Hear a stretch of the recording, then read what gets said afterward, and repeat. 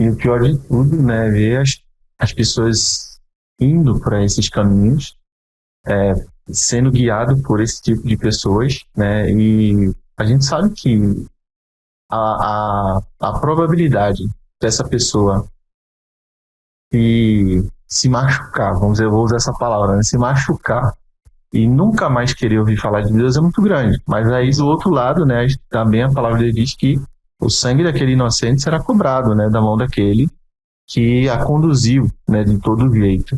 Então, assim, hoje a gente está, assim, inumeramente cercado de doutrinas pagãs, de coisas que não têm fundamento algum. Mas, pegando esse nicho, eu também queria que o senhor falasse um pouquinho também, na verdade, né, como uma forma introdutória, lembrando que a gente vai estar até às 15 horas aqui ao vivo, mas quem não deu tempo de ver, né, vai poder assistir, vai ficar lá salvo no canal do YouTube, depois a gente pode compartilhar o link para as pessoas ouvirem. Então, assim, o Diácono Williams, né, casado com Elaine Alves, pai do Abner Miguel. Eu queria saber como é que você consegue, Dr. William, equilibrar essa questão família, ministério e carreira. Então, são 3 coisas para administrar. É complicado, né? Eu fui agraciado por Deus por ter uma esposa que não é apenas a minha esposa, ela é uma parceira no meu ministério, é uma parceira na minha vida profissional, então ela me auxilia bastante.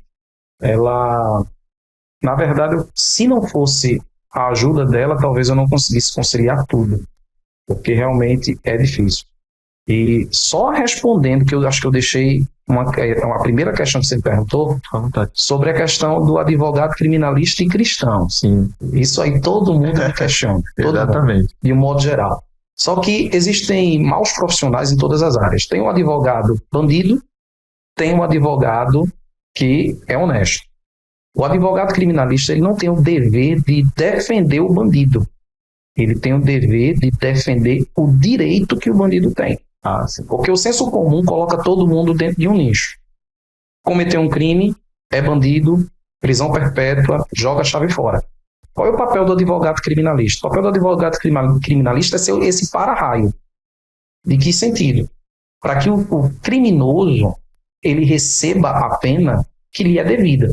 Porque se a gente deixar na mão do juiz, por exemplo, o juiz, o promotor, que é quem acusa, vai pedir 30 anos, o juiz vai condenar com 60. O advogado criminalista está ali justamente para ver o que é que aquela pessoa em específico tem de direitos. Qual é a minha grande questão? Eu não minto por cliente nenhum. E não é assim, não é livrar a todo custo. Não, né? Eu não, quando os clientes me procuram, ele sabe exatamente qual é a linha de defesa que eu vou apresentar para ele. Sou bem sincero com ele e digo o seguinte do cliente: eu não estou aqui para lhe soltar. Tem cliente que já perguntou para mim: com quanto tempo o senhor me tira daqui? Aí eu disse a ele: pode ser que eu lhe tire amanhã, pode ser que eu lhe tire daqui a 10 anos, pode ser que você cumpra pena. Então, você está me contratando para lhe defender. Eu acho que uma coisa interessante nesse ponto aí mostra exatamente o entender do civil, né? O entender do civil sobre a questão de advogar. Tipo assim, eu estou contratando um advogado para ele fazer de tudo para me tirar dessa situação. Que não é essa circunstância. Inclusive, eu já tive um culto onde uma irmã estava pregando e durante a pregação ela disse: olha, tem 2 tipos de pessoa que não vai para o céu. Primeira pessoa é o bandido e a segunda é o advogado criminalista. Então eu baixei a cabeça e terminou o culto. Olhei para o pastor: pastor, eu estou triste. Por quê? Porque eu não vou para o céu. Porque a irmã disse que advogado criminalista não vai para o céu. E aí quando eu sentei para conversar com ela, e ela expressou justamente isso: não, porque o advogado criminalista defende bandido. Eu disse: não. Eu acho que a maior satisfação da minha profissão é quando eu consigo restaurar a liberdade, por exemplo, de um inocente. Sim. Eu acho que até hoje, uma das maiores satisfações que eu tive foi quando eu consegui, durante um julgamento, o juiz declarar a inocência de um cliente que eu estava lutando para provar que de fato ele era inocente.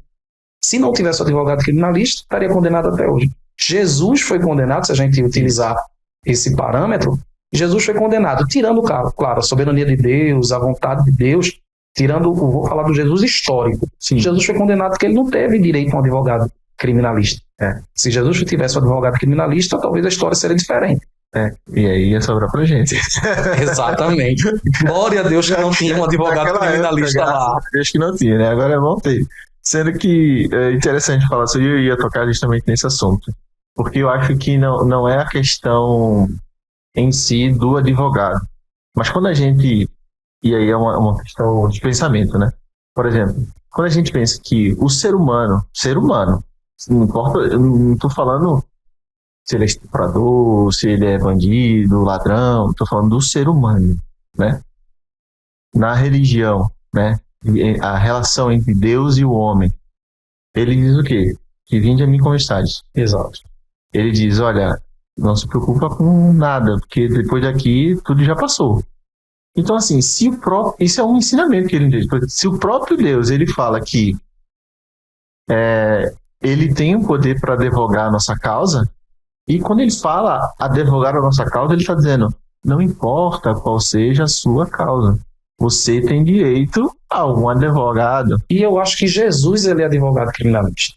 Eu também acho. Jesus. Porque o apóstolo Pedro diz o seguinte, não pequeis, mas se pecardes, não tenho certeza se foi Pedro ou foi João. Um dos dois fala o seguinte, não pequeis, mas se pecardes, tendes um advogado, Jesus Cristo, o justo.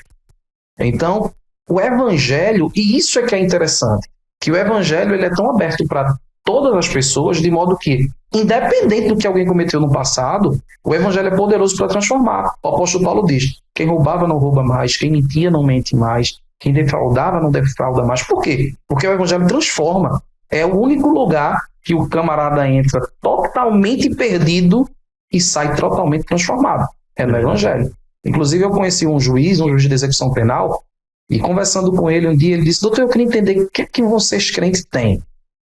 Que tem um camarada que não presta pra nada no presídio, não respeita a polícia, não respeita juiz, não respeita promotor, não respeita ninguém. Mas, de repente, ele começa a ir para a igreja e o camarada começa a ser o melhor preso que a gente tem. Mágica vocês fazem com eles. Eu sei, esse é o poder do evangelho. Porque o evangelho é justamente isso. Ele pega o camarada que estava num charco de lodo e transforma a vida dele. Ele se torna uma nova criatura. Isso é muito profundo e muito bonito, né? Assim, quando a gente fala de transformação. Mas eu eu quero, né? Nesse momento, a gente vai só passar um tempinho. A gente tinha preparado aqui um material para passar, sendo que, novamente, eu vou dizer para vocês, infelizmente, gente, eu vou contar um segredo aqui para vocês. Quer ter uma vida tranquila? Não tente fazer nada. Quem tem uma vida perturbada, tente fazer alguma coisa, principalmente coloca o nome de Deus, aí você vai ver o que é o problema. Porque desde a semana passada que eu estou enfrentando assim situações adversas, Diácono William. Coisa incrível. Meu celular, no dia que eu estava até conversando com o responsável pelo estúdio, meu celular quebrou. Tipo, quebrou geral, assim, não serve pra nada. Esse Jesus, aí peguei um pouco a telha aqui para dar um auxílio. Mas assim, fora as outras coisas, questão do trabalho e um monte de coisas, questões até psicológicas, porque pra gente fazer isso aqui, a gente tem que estar bem, né? Exatamente. Né? Então a mente funciona muito bem. Então assim, questões tecnológicas também, porque eu conheço bem aqui o estúdio, o material é muito bacana, tudo muito, muito elegante, muito bonito. E a gente já teve ali um contratempo que na verdade era pra gente estar online faz tempo. Sendo que assim, eu fico tranquilo em relação a essas coisas, porque isso aí pode acontecer, né? Isso pode acontecer, mas aí a gente acaba tendo que correr um pouquinho mais por conta do tempo. Mas eu já quero, né, dizer às pessoas que estão nos apoiando e aos nossos apoiadores, né, e eu vou estar citando agora, né, e a gente imagens, mas aí quem está online não vai conseguir ver porque a câmera central hoje ela aqui não quer trabalhar hoje. Então a gente só tá com as duas câmeras, né? Então, enquanto eu tô, o Diácono William não aparece, mas de outra vez, a gente com certeza vai ter a câmera central aí para vocês verem melhor. Então, a gente tem, eu não vou nem mostrar os slides, porque não vai dar para ver mesmo, né, Léo? Não dá para ver, não. Então, agradecer ao Léo também, que tá nos ajudando aqui, dando a força.